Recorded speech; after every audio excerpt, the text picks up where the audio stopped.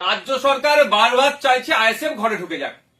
সেই জন্য আজকে কলকাতা হাইকোর্টে রাজ্য সরকারের পক্ষ থেকে অ্যাডভোকেট জেনারেল বারবার বলছিলেন যে ফাউন্ডেশন ডে তথা অধিকার দিবসটা যেন ইনডোরে হোক, যে কোনো ইনডোর চাইলে সেখানে দিয়ে দেবে। আরে ভাই, আমরা মানুষের অধিকার নিয়ে অধিকার সমাবেশ করছি। কিসের অধিকার?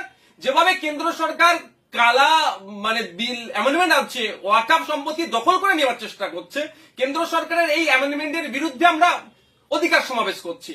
আদিবাসীদের জল জমি জঙ্গলের স্বাভাবিক অধিকার কেড়ে নেওয়ার চেষ্টা করছে কেন্দ্র সরকার, তার বিরুদ্ধে বলছি আমরা।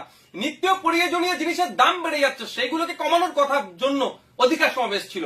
জাতভিত্তিক জনগণনার জন্য অধিকার সমাবেশ ছিল।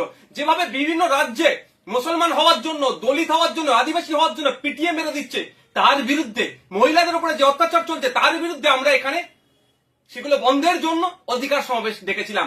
আমাদের বাড়ির মেয়ে তিলোত্তমার সাথে যেভাবে অন্যায় হলো, তার প্রকৃত যে বা যারা এর সাথে যুক্ত প্রত্যেকের সর্বোচ্চ শাস্তির জন্য আমরা অধিকার সমাবেশ ডেকেছি।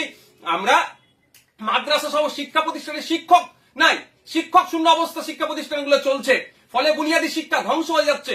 শিক্ষক নিয়োগের জন্য অধিকার সমাবেশ দেখেছি।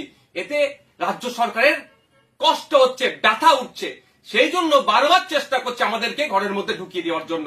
আজকে কলকাতা হাইকোর্টে আমাদের পক্ষ থেকে যিনি আইনজীবী ছিলেন শামীম ফিরদৌস সাহেব, সম্মানীয় বিচারপতিকে এই বিষয়গুলো তুলে ধরেছেন এবং বিচারপতির আমাদের পক্ষেই আমি মনে করছি রায় এসেছে।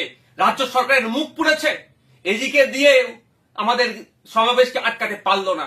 আমাদের ওখানেই শহীদ মিনার চত্বরে বেলা 12টা থেকে আগামীকাল সমাবেশ হচ্ছে, সেটা কলকাতা হাইকোর্টের রায়কে মান্যতা দিয়ে আমরা করব।